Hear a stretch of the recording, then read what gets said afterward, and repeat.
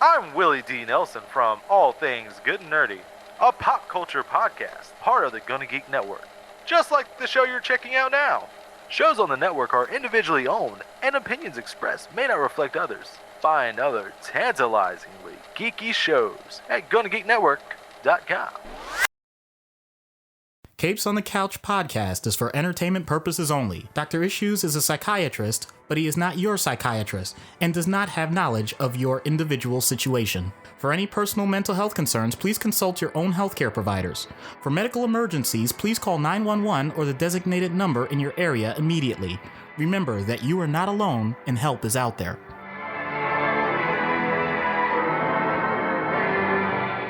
Hello and welcome to Capes on the Couch, where comics get counseling. I'm Anthony Sitko.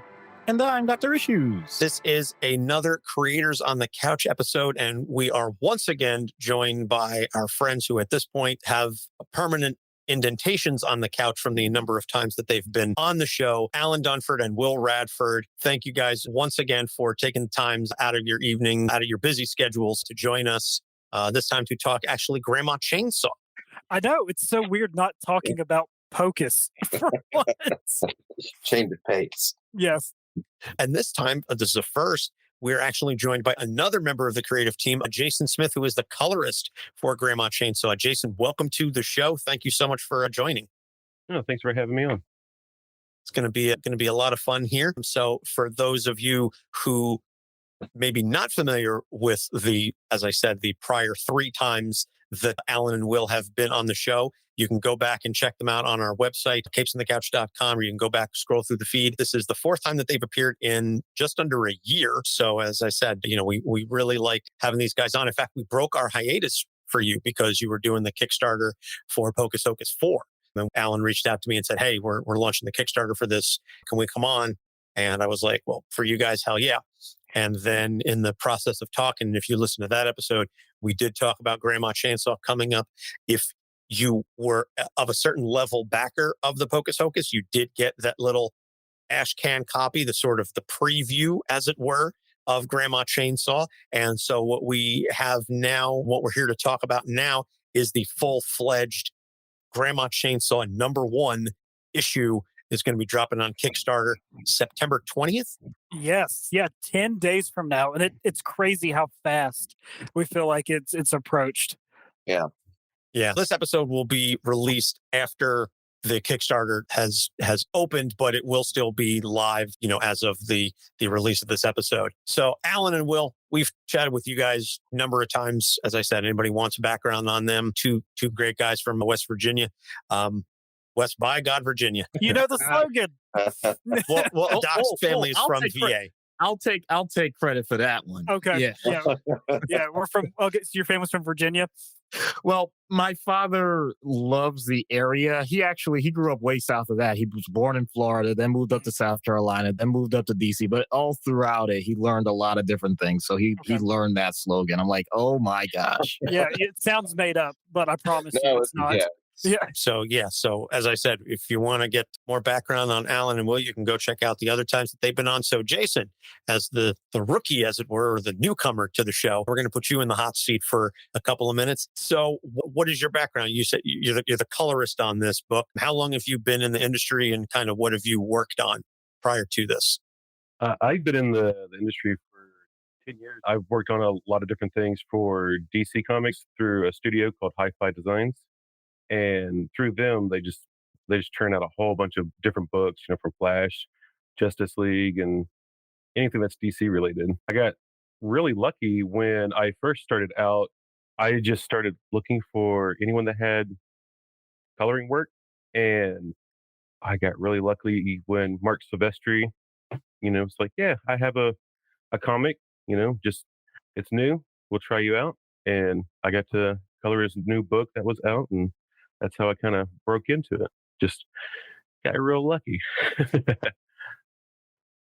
Wow. Okay. It's not a bad name to be attached to. So what are some of the books that you've worked on? You mentioned you did some work for DC. What books in particular have you done for them? The longest running one that we were doing was Future's End when that series was out. A lot of them, it was a ton of different ones, different kinds of Supergirl, from Superman, different Justice League. uh, from like the future versions to all different kinds of versions of those DC characters. Over 100 titles is quite a few. But I also got to jump over to doing fill-in work with Marvel, doing Amazing Spider-Man with shadowing Laura Martin.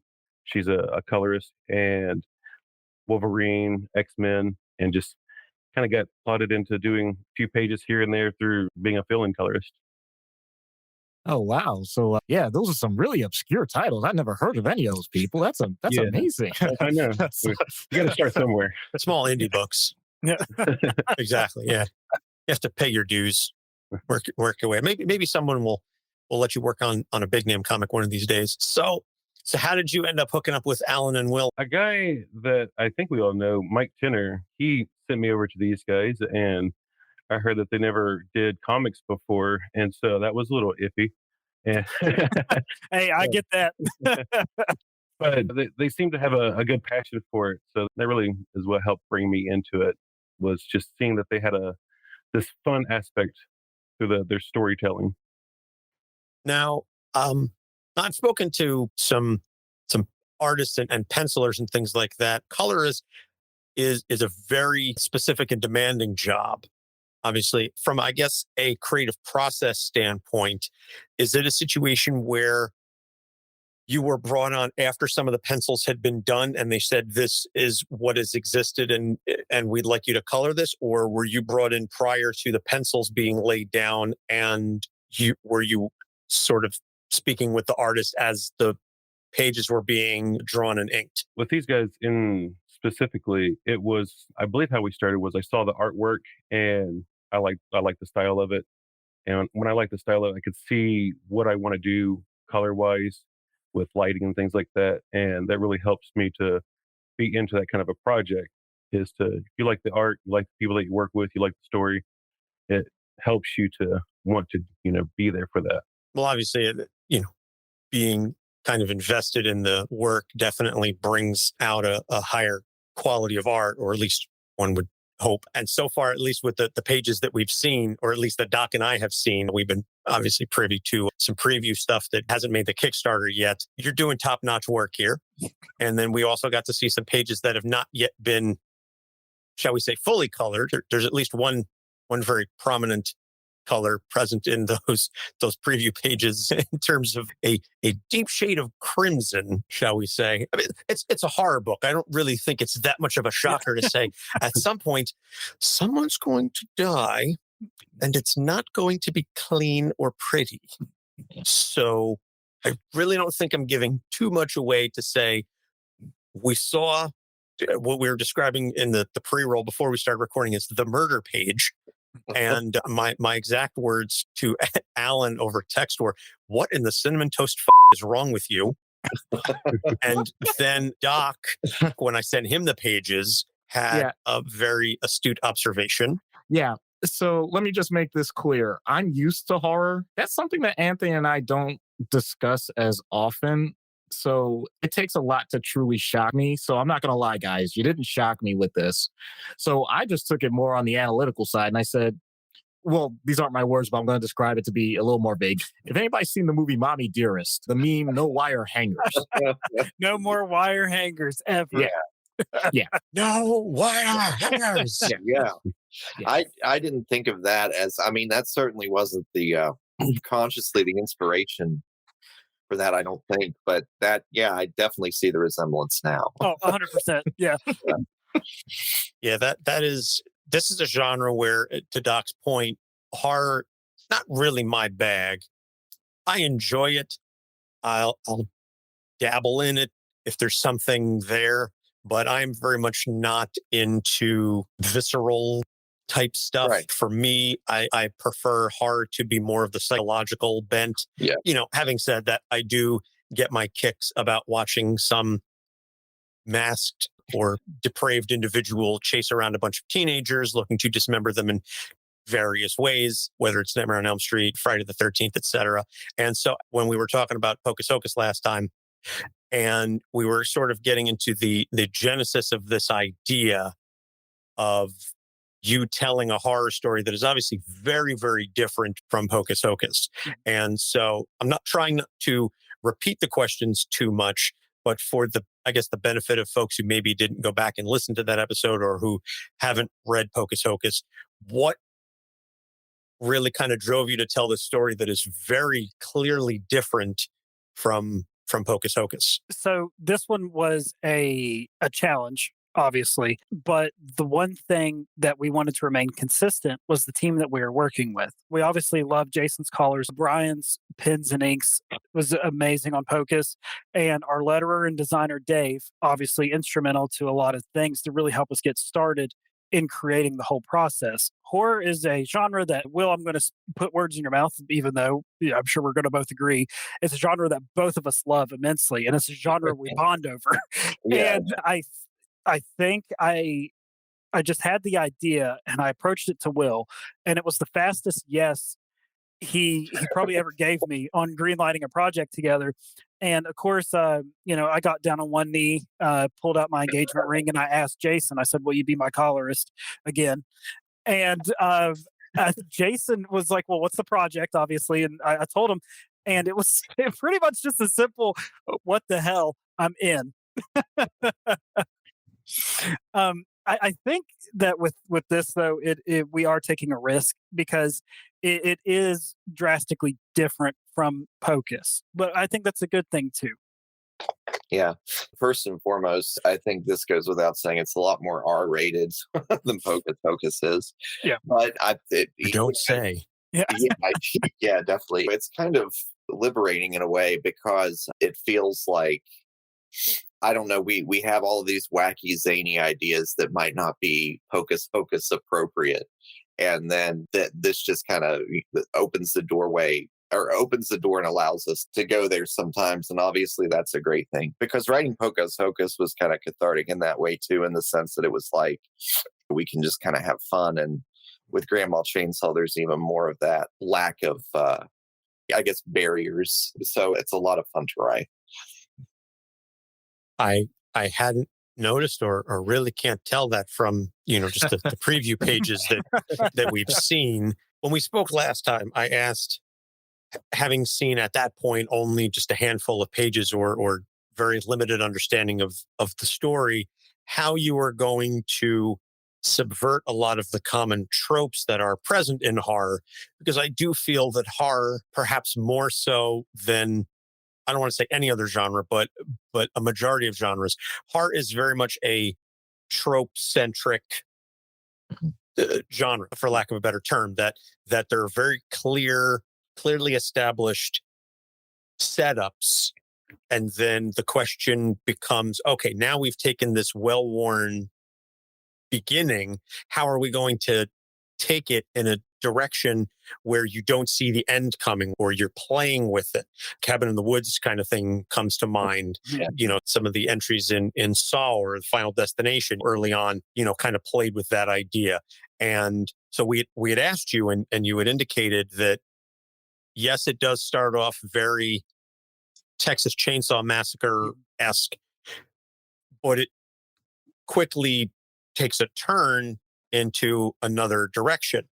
And what I can say after having read about 15 or so pages, there are very clearly homages to Texas Chainsaw Massacre, but some of the things that I hope are setups in this, I'm very much looking forward to seeing how they're going to be paid off. And so my question to you then is, how do you decide just how much foreshadowing to establish early on that this isn't going to be just a female Texas Chainsaw Massacre?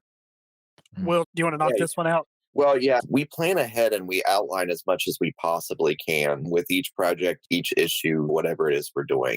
So going in, we definitely had that much and a, kind of an idea of where we wanted to go. I think that in a lot of cases, I feel like we've leaned into the tropes a little bit and tried to pay homage to them.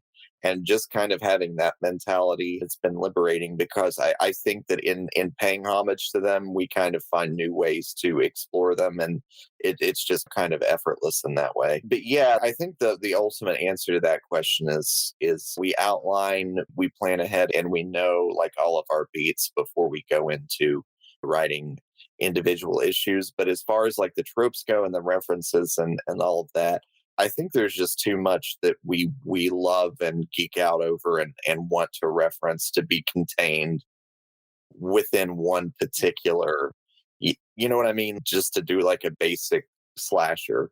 We may even start with that idea where we're like, we just want to do a fun slasher, but by the end of it, it will end up being something that's just, when we sit down and we have these writing sessions and we talk about this stuff, we're just imaginatively, it inevitably goes to places that we don't even plan it to. Yeah, and I feel that way, especially with how issue 1 ends too. I think it's such a good setup. Obviously, or your issue 1's obviously your setup issue. You get everything out of the way. This is our world. This is our rules. This is our characters. Now let's go. I think we were kind of scared, especially when we wrote issue 2, because of how issue 1 ends. There's a lot that we have to resolve throughout all of issue 2. But I've already talked to Jason about the ending of Grandma Chainsaw and where we want to go with it. And I think that no one's going to be able to see where we're going, but I still think it makes sense to the story with how we have it lined up. Okay. All right. And how far or how many issues, I guess, how far out do you have Grandma Chainsaw planned? I know we've asked this question about the Pocus. How many issues? Issue 4. So as of right now, we plan on Grandma Chainsaw is going to be a 4-issue mini. Okay. Oh, wow. All right. So I'm very much looking forward to seeing where and how things ramp up based on just what I've seen. Yeah. I'm like, okay, if it's going to be wrapped up in four stories, then this is things are really going to take off. Yeah. So what I will say, after we wrote it and we cracked up, we went back and we always do a dry reading session where Will and I both have the script pulled up beside each other, and Will just reads it in just a monotone voice. We're pretty sure issue 2 is people are going to love it. I can confidently say that. We're issue 2, we kind of just throw everything out there. Yeah, we were reading it. I think when we did the dry read, when we read it back, didn't we met over the phone, right? Or no, we were beside each other in my office. Yeah. I mean, I know that we had wrote it because I know that at one point I got COVID back in mid-July, and then I got some kind of cold or sinus infection or something like 3 weeks later. And there was one part in particular I had difficulty reading because it would always make me laugh. And whenever I would laugh, I would go into a coughing fit. Yeah. So, oh man. Yeah. So it was, it was that one in particular. I think we kind of outdid ourselves in a few different places. So, wow. That's always a good sign when people that are writing are cracking themselves up.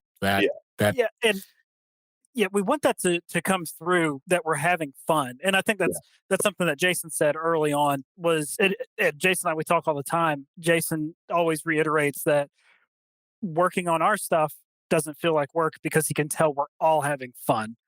Like from the writing point, from the illustration to the coloring to the lettering, all of us are just having a blast. Yeah, it's a good time.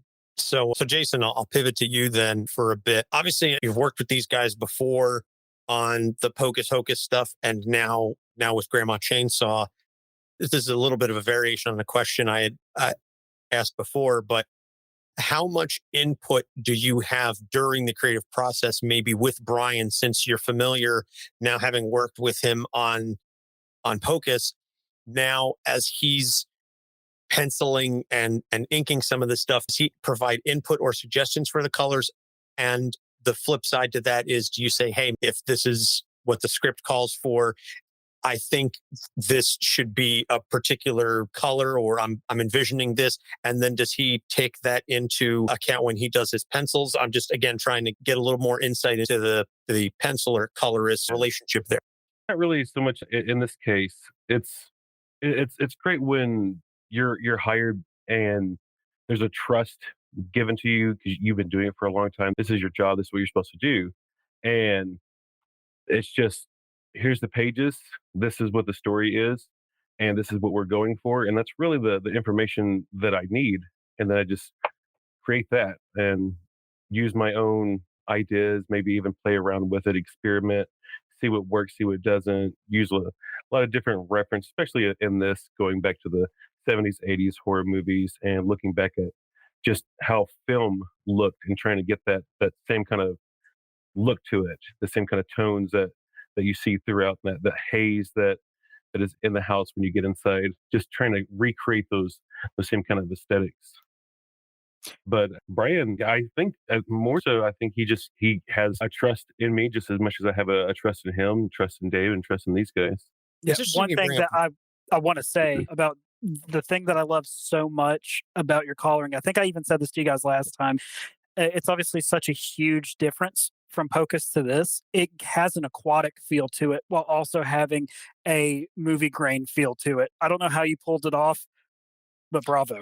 So it's a little secret. Yeah. Okay, all right. Sorry, Anthony, go ahead. Ask your question. Well, no, I was just going to say that it's interesting that you bring up references for palettes because I've heard many artists speak about references and if they're for pencils and things of that nature. When they're laying the groundwork, they will pose themselves in a certain way, or they have figurines, or they'll look to particular imagery and things of that nature. I guess maybe this is my own naivete or ignorance, but I wasn't really aware that there were references for color palettes. I kind of want a little more information on that in the sense of, I'd imagine it would be project specific, but how do you find those references? And then how do you pull them in, I guess, to sort of like a patchwork or an amalgamation to fit the specific project that you're working on? Yeah, sometimes it kind of depends if just what the art looks like, along with the storytelling. If the story and the art look a certain way, and my job is to kind of create, like a cinematographer, to create the look of it, the overall, just that aesthetic, and that's what my job is to give you focus where it needs to go, and give the details where it needs to have the details, and make it look pretty. And with each project, it's different. Even when it comes to maybe even the same creative team, like you said, from Hocus Pocus to Grandma Chainsaw, is that even though that it's the same team, the story and the genre of it is completely different. So it's up to me to look at that and see how I can create what it is that we're all kind of wanting as a team. Awesome. So maybe without giving too many spoilers away, what were some of the references you had indicated, like 70s, 80s horror slashers? Obviously, again, the well-worn trope of genre horror. I mean, I don't think it's going to be too much of a spoiler to say, okay, well, I was looking at this movie, because obviously the script is going to be different. But what were some of the films or other sources of inspiration for the color palette on this one? Yeah, absolutely. Texas Chainsaw Massacre, the original, was a big one, and Evil Dead, specifically Oh, Evil Dead. There's some good ones in Yeah. there. okay. Now you're speaking our language, Yeah, that's a favorite. because I'm not, as Doc indicated, I'm not much for horror, but comedy horror, where it blends the two, and it has to be done well. It's not always done well, but when it's done well, it is magnificent. And so I am very happy to hear that even in some small fashion, there is that continuation of that Raimi and Campbell collaboration continuing forward, even, you know, 40 plus years after the original. Oh, Um, those films are absolute classics. yes. So we mentioned, the Kickstarter going live September 20th. You guys always have some really cool bonuses and different tier incentives for people. What are some of the added little positives that folks can get from back in the Kickstarter, aside from the usual PDF version and a physical version, et cetera, et cetera? What are some of the the things that are unique to Grandma Chainsaw, and how did you come up with them? So what worked out really well for us on the Pocus campaign was, well, I guess actually for all of our campaigns, I feel like what's made us successful is that we take the backers into consideration. I know that may sound crazy or weird or like a lame answer, but we try to make everything an a la carte system. So no one is strong armed into getting a certain tier just so they can get a certain item. So everything you see, you can usually do as an add-on, or you can just simply just get it by itself, which that's always nice. Of course, we have the bundle tiers where you get everything at a discounted rate for the big collectors, but still, we like to try to have an offering for everything. The metal covers, we definitely brought those back. Of all the covers that we have, we did the hollow foil again. So one thing that we did differently this time, we're going to have a UV blacklight glow metal cover that's exclusive to the Kickstarter campaign. We're doing 25 of them, and they're all going to be individually numbered. So we're really, really excited about that one. We think it's going to be cool. Brian actually drew a separate cover for that one, so it's not a rehash of one of the covers that we have. Shut up and take my money. Okay, yeah, right. The other thing that we tried to do too, you'll see whenever you go through the campaign, we have hard candies that display the price on it because, it's Grandma Chainsaw. Why not lean into it? Then with that, we also have aprons that have Grandma Chainsaw written on them. Jason, do you have your apron close by? I love it. No. Oh, no. I'll go grab. You want me to go grab mine? Yeah, go grab your apron real quick because you're Anthony and Buck. Yeah.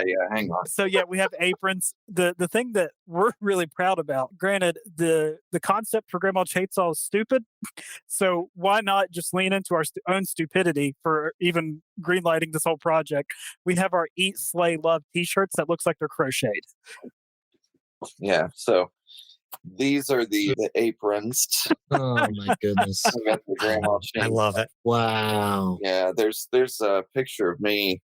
There's a picture of me stir frying some. Campaign wherever we go to finalize it. You should, yeah, because like when I came over to do a writing session, and they had just come in and he gave me one and just showed it to me, and they were making dinner, and I made a terrible mockery of their dinner by putting on the apron and standing over the skillet like I was fixing something that might not be as savory as what they were eating. So, yeah. So the other thing too that's really special to us, I texted you while we were on the call. I'm not sure if you had a chance to see it yet, but it's I just look at it now. Yeah.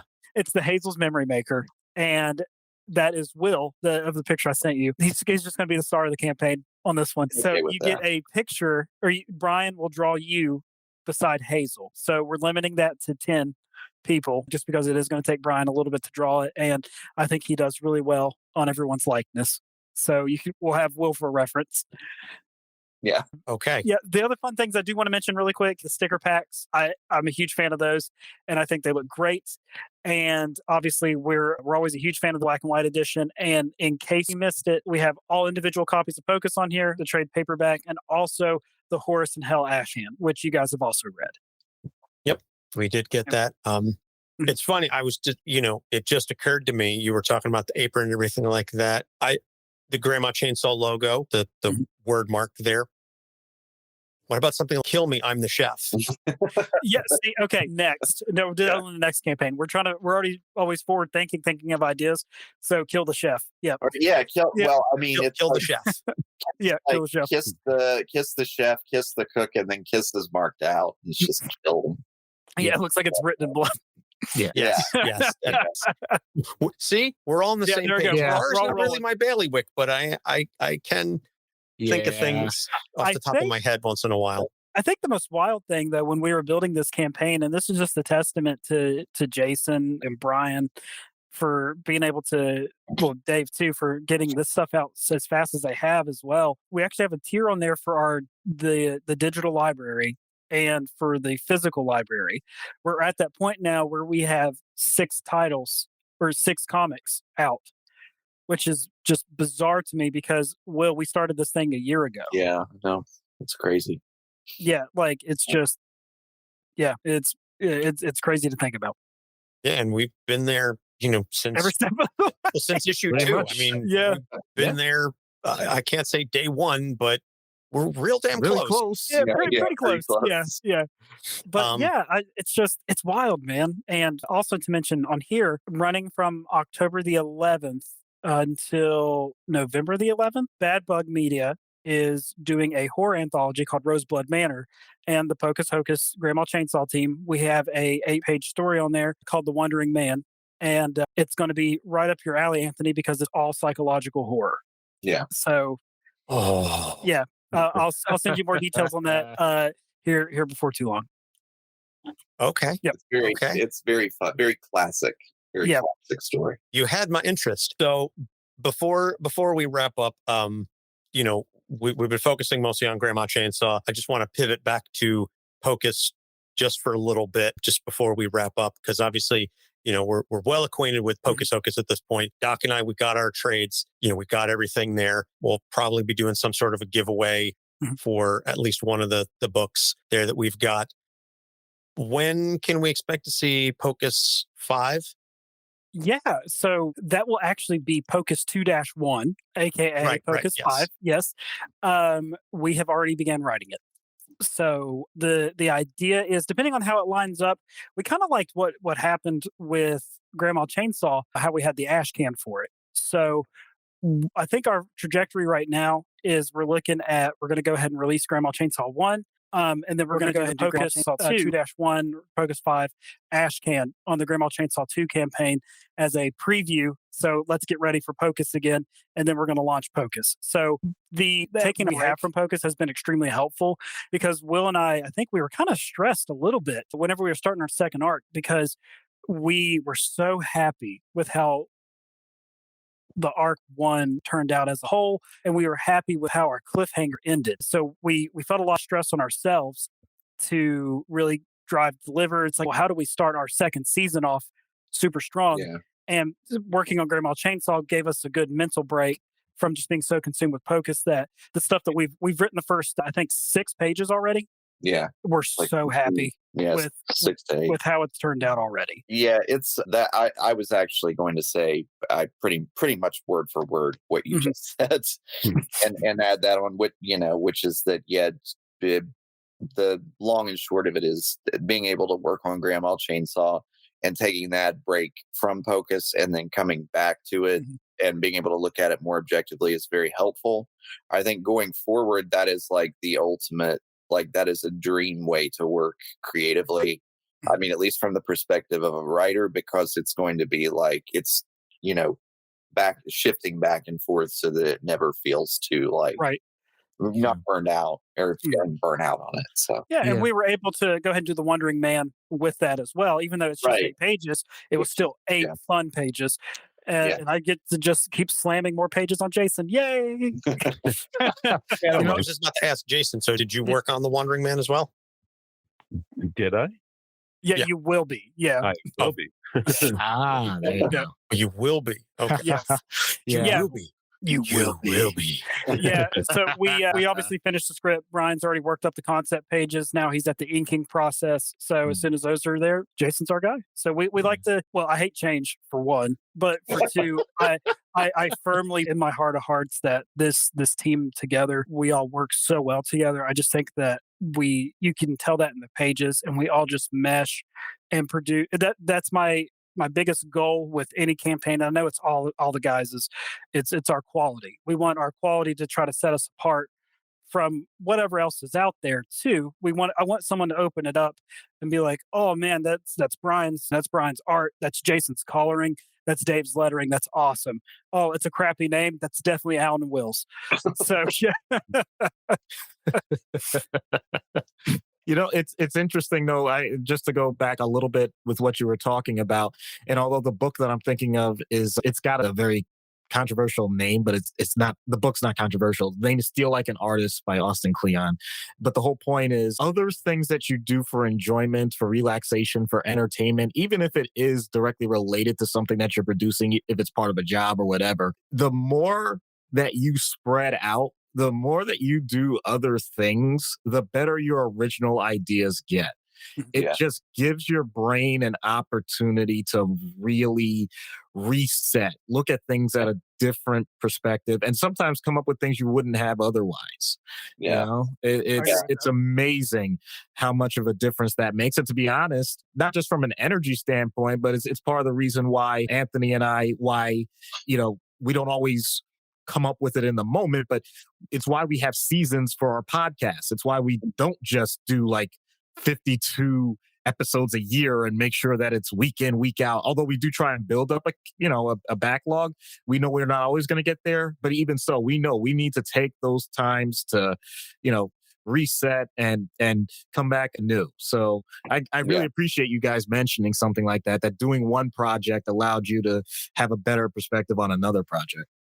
Yeah, I have a joke with Alan. I was reading over I think it was the trade paperback. I went back and this was after we had written like at least the first script of Grandma Chainsaw, maybe the second one. And I was going back and I was rereading Pocus like from the start. And I texted him and mentioned that I was doing that and jokingly said, I'm reading our comic book series and it's not half bad. Yeah. Like it, but just because it was that idea of just being able to take that distance from it and then come back and look at it again with fresh eyes. It's super important for me to the point where I wish I had a better handle, like better control over it. Like I wish I could write something and then be like, okay, I'm going to walk away from it for 2 days and then come back and look at it objectively. Sometimes you just have to put something away and come back to it when it's right. And I hate not having control over that, but that's a whole other thing. But it's a super important part of the writing process is being able to have that, objectivity there. That's why you also always want people reading it and looking at it, giving you feedback. Absolutely. At least from my perspective, that happens to me when we're on hiatus, is I will get a whole slew of ideas of things and I'll mention them all at the doc. And then the problem, of course, with ADHD is I get all the ideas, but then when it comes time to execute, it's, Yeah. know what to do first. And it's, Yeah. paralysis by analysis and which one do I do first? And then, these are all wonderful ideas. Right.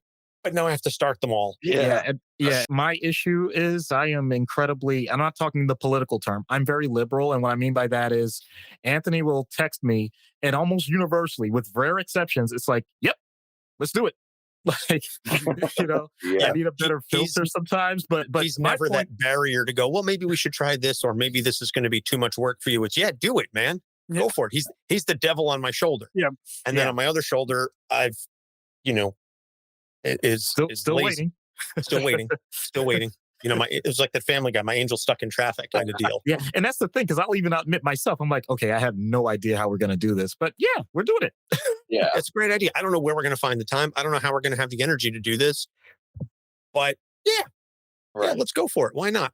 And sometimes what it takes is just sitting down and doing it, whether you feel prepared or not. Because I'm sure there have been some days when I've come in to write with Alan, and it's been pretty obvious that I haven't been 100%. And usually when that happens, I always feel that by the end of it, he's came in and pulled me up to where I need to be, if that makes sense.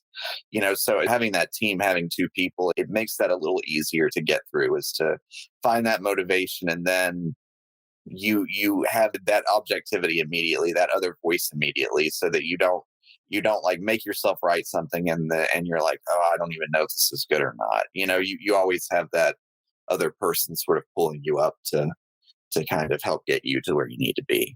So that's the upside to a team. Of course, the downside to a team is that if you're both, let's do this. Yeah, let's do this. You're constantly hyping each other up, and nobody is being the voice of pragmatist and going, let's pump the brakes here. And unfortunately, over the past 25 years, neither of us have done a wonderful job of being a pragmatist for the other one.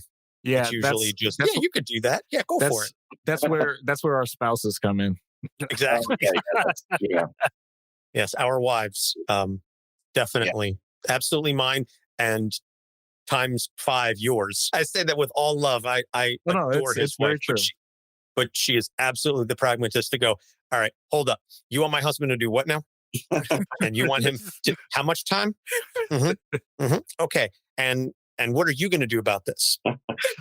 And where do you come in? And how are you going to come to my house to pick up the slack because now you got him doing all these other things? Oh, you're not going to do that? Oh, then you don't get my husband for that. Like that is absolutely, and you're laughing, bro. But it's true. Absolutely imagine. Oh, it's absolutely true. I have nothing hidden about that. That's great. I love it because, it allows for me to live a sustainable lifestyle. Sustainable. We're not talking like eco-friendly, green. No. Sustainable as in livable, as in prolonging your existence and life on this earth. That's right. Either from burnout or, murder at the hands of your spouse. Will kill me. Send help. And she absolutely would. And she'd kill me for enabling. Yep. That's the next comic. Yeah. There you go.